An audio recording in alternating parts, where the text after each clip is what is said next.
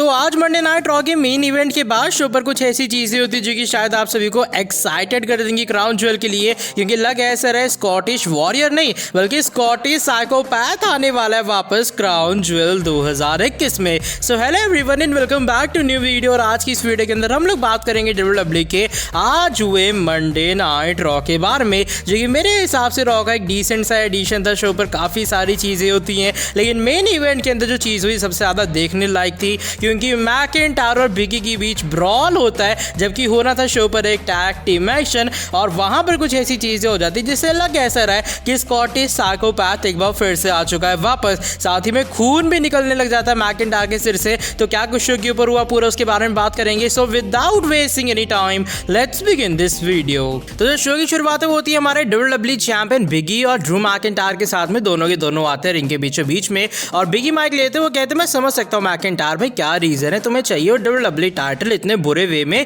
क्योंकि तुमने अभी पहले डब्ल्यूडब्ल्यूई टाइटल का टेस्ट लिया है और अभी फिलहाल जो मैंने हफ्ते एंजॉय किए इस डब्ल्यूडब्ल्यूई टाइटल के साथ में मैं बता नहीं सकता, इसलिए मैं समझ सकता हूँ क्यों तुम्हें एक बार फिर से वो टाइटल वापस चाहिए। मैकिंटायर कहते देखा ना तुमने अभी जब तुमने एंट्री ली, जब तुम रिंग के अंदर खड़े हो तो क्राउड तुम्हें क्या सपोर्ट दे रहा है। अब तुमने ये चीज़ जरूर यहाँ पर काफ़ी अच्छी तरीके से एंजॉय की है, लेकिन यही वो चीज़ है जो मैंने 2 टाइम वर्ल्ड चैंपियन बन के भी एंजॉय नहीं कर पाई। मैंने कंपनी की पेंड में कह रहा मैं इतनी ज़्यादा हेल्प की, मैं वहाँ पर मेन इवेंटर स्टार बना और मैंने वहाँ पर डब्ल्यूडब्ल्यूई टाइटल को लंबे टाइम तक कैरी किया। ये मेरे लिए काफ़ी बड़ी चीज़ है, लेकिन मैं ज़रूर चाहता हूँ कि ऑडियंस के सामने एक बार मैं इस चैंपियनशिप को होल्ड कर पाऊँ। लेकिन बिगी यहाँ पर कहते देख भाई ऐसा तो होने नहीं वाला, मेरे पास से ये टाइटल इतनी ज़्यादा जल्दी जाने नहीं वाली है। दोनों की भी थोड़ी बहस वगैरह हो जाती है, लेकिन वहाँ से फिर एंट्री हो जाती है हमारे स्मैकडाउन के tag team champion the Usos की। द ऊसोस आते हैं रिंग के अंदर और बात करते हैं किस तरीके से इन दोनों के एक मैच होने वाला है, और वैसे क्राउन ज्वेल के अंदर जो रोमन रेंज है वो लेसनर को हरा देंगे। लेकिन भाई ऊस तेरे को क्या ये बात पता है कि इन दोनों में से कौन जीतने वाला है।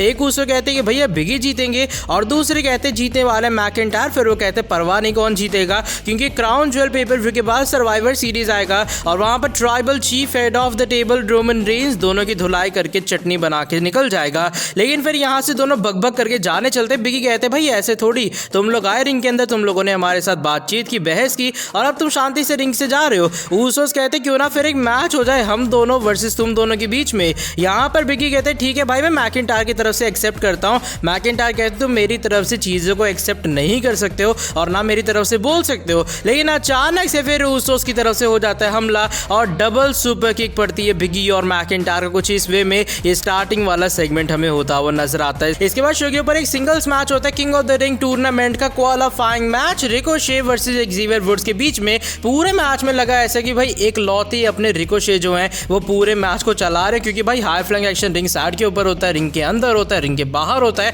और सभी के सभी रिकोशे बहुत स्मूथ वे में पुट ओवर करते हैं। लेकिन मैच के एंडिंग के अंदर एक्जेवियर वुड जाते हैं टॉप रोप के ऊपर और वहां से एल्बो ड्रॉप लगाते होता है 1 2 और 3। अब मैच में जरूर एक्जेवियर वुड की जीत हो गई, इसे देख मैं काफी खुश हूँ, लेकिन आई गेस थोड़ा सा ज्यादा यहाँ पर रिकोशे डिजर्व करते हैं उनकी परफॉर्मेंस के कारण भी जो उन्होंने आज दी मंडे नाइट रॉ में। इसके बाद शो के ऊपर एक टैग टीम मैच होता है जहां पर Cedric Alexander and Shelton Benjamin hurt business हमें फेस करते हुए नजर आती है। मुस्तफा अली मंसूर का एक बार फिर से मैच के एंडिंग के अंदर मुस्तफा अली मंसूर की हो जाती है हार और जीत हो जाती है हर्ट बिजनेस की तरफ से, और उसके बाद मुस्तफा अली धक्का देते हैं और रिंग से यहाँ पर लीव करते हुए नजर आते हैं मंसूर को। इसके बाद शो के ऊपर क्वीन क्राउन टूर्नामेंट का एक और क्वालिफाइंग मैच होता है। शेना बेजलर का इस बार आमना सामना होता है डैना ब्रुक के साथ में। 2 मिनट के मैच के अंदर ही शेना बेजलर इजी वे में डैना ब्रुक को हराती हैं। रिडल और ओमास का भी मैच होता है। मैच स्टार्ट होने से पहले रिडल माइक लेते हैं और वो कहते हैं भैया मैच अभी शुरू नहीं करना, मेरा यहाँ पर रैंडी आने वाला है और वे रैंडी ऑर्टन जल्दी से आओ यहाँ पर अटैक करना चालू कर दो। रैंडी ऑर्टन आते नहीं है।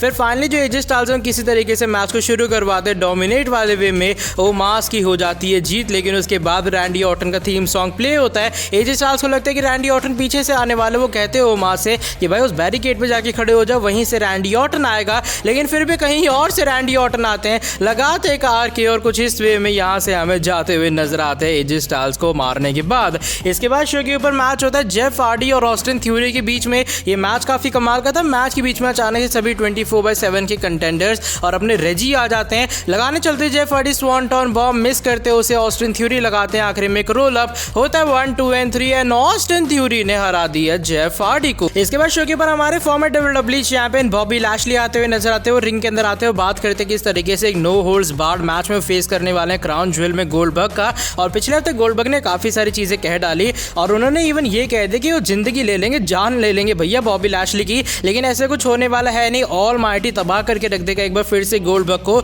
और क्राउन ज्वेल के अंदर जो चीजें होने वाली हैं वो एकदम इंटेंशन के साथ होंगी और लैशली सबकी चटनी बनाने वाला है। शो के ऊपर king of the ring tournament का एक और क्वालिफाइंग मैच होता है और जिंदर महाल का आमना सामना होता है कोफी किंगस्टन के साथ में। रिंग साइड पर साथ में एक एक्सेवियर वुड जरूर होते हैं, लेकिन मैच के एंडिंग के अंदर आता है खल्लास। होता है 1, 2 और 3 एंड जिंदर महाल क्वालिफाई हो चुके हैं king of the ring tournament के अंदर। इसके बाद शो के ऊपर एक टैग टीम मैच होता है जहां पर साशा बैंक्स और बियांका बिलेर एक टैग टीम में होती हैं और वो फेस करती हैं Charlotte Flair and Becky Lynch का। मैच की स्टार्टिंग के अंदर एक ब्रॉल शुरू हो जाता है चारों वुमेन्स के बीच में, फिर वहां से एडम पीयर्स आते हैं और वो बात करते हैं कि भाई ये मैच इस तरीके से खत्म नहीं होगा, एक प्रॉपर टैग टीम मैच यहाँ पर होकर रहेगा। फिर से टैग टीम मैच हमें रीस्टार्ट होता हुआ नजर आता है, लेकिन एक बार फिर से मैच की एंडिंग कुछ इस तरीके से होती है, एक नो कॉन्टेस्ट होता है, चारों वुमेन्स आपस में ब्रॉल करती हैं, लेकिन आखिर में जो बैकी लिंच है वो स्टैंड करती हैं टॉल और अपनी टाइटल को हाथ में लेकर रेस करती हुई नजर आती हैं। शो के ऊपर क्वीन क्राउन टूर्नामेंट का एक और क्वालिफाइंग मैच होता है, डू ड्रॉप और नटालिया का होता है आमना सामना और मैच की एंडिंग एक और रोल अप के अंदर होती है और डू ड्रॉप हमें नटालिया को रोल अप से हराती हुई नजर आती है। बात आती है मेन इवेंट के बारे में। मेन इवेंट के अंदर आमना सामना होता है हमारे Scottish warrior Drew McIntyre and Big E का जिमी जे यानी कि SmackDown tag team champion the Usos के साथ में। अब ये जो टैग टीम एक्शन है सही में काफी ज्यादा कमाल का जाता है, दोनों टीम्स की तरफ से काफी अच्छी परफॉर्मेंस आती है। मैच के बीच में जो उसोस हैं पूरे तरीके से कंट्रोल ले लेते हैं मैच के ऊपर, लेकिन मैच के एंडिंग के अंदर होता क्या है, बीच में थोड़ी बहुत अनबन टाइप सी हो जाती है मैकिंटायर और बिगी के बीच में, उसी का फायदा उसोस उठाते हैं, उनकी धुलाई करते हैं और रिंग साइड के ऊपर ब्रॉल चालू हो जाता है मैकिंटायर और बिगी के बीच में, जिससे काउंट आउट से विक्ट्री हो जाती है उसोस की। लेकिन उसके बाद भी जो उसोस अटैक करने चलते हैं मैकिंटायर और बिगी के ऊपर, लेकिन दोनों एक बार फिर से एक साथ आते हैं और उसोस की धुलाई करते हुए नजर आते हैं, लेकिन एक बार फिर से उसके बाद मैकिंटायर की तरफ से हमला हो जाता है बिगी के ऊपर, लगातार उनके ऊपर हमें वार करते हुए नजर आते हैं। बिगी बिगिनिंग लगाने चलते हैं, मैकिंटायर किसी तरीके से डॉज करते हैं और लगा देते हैं सीधा क्लेम और बिगी के चेहरे पे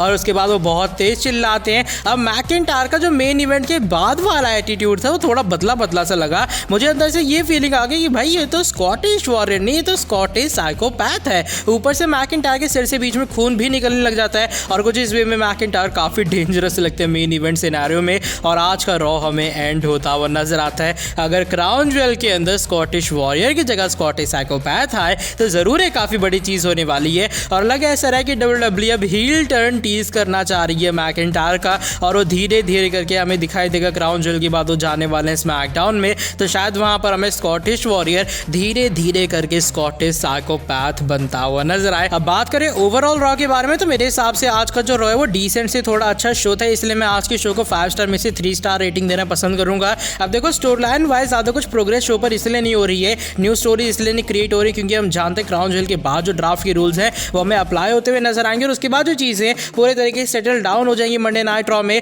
और जो रिकोशे और एक्सेवियर वुड के बीच मैच था सही में वो काफी कमाल का था, एक्सेवियर वुड की परफॉर्मेंस अच्छी थी लेकिन आई गेस रिकोशे थोड़ा सा डिजर्व और करते थे। आपको कैसा लगा आज का Monday night raw comment section के अंदर जरूर बताना और मेन इवेंट सिनेरियो के बारे में क्या सोचना है। साथ ही में जो लोग चैनल पर न्यू नहीं है सब्सक्राइब नहीं किया यार सब्सक्राइब कर देना चैनल को और बेल नोटिफिकेशन को ऑन कर देना। आने वाले टाइम में ऐसी और भी कमाल के और फ्रेश अपडेट्स के लिए मिलता हूं आपसे आके नेक्स्ट वीडियो के अंदर काफी जल्दी। Till then bye bye, take care.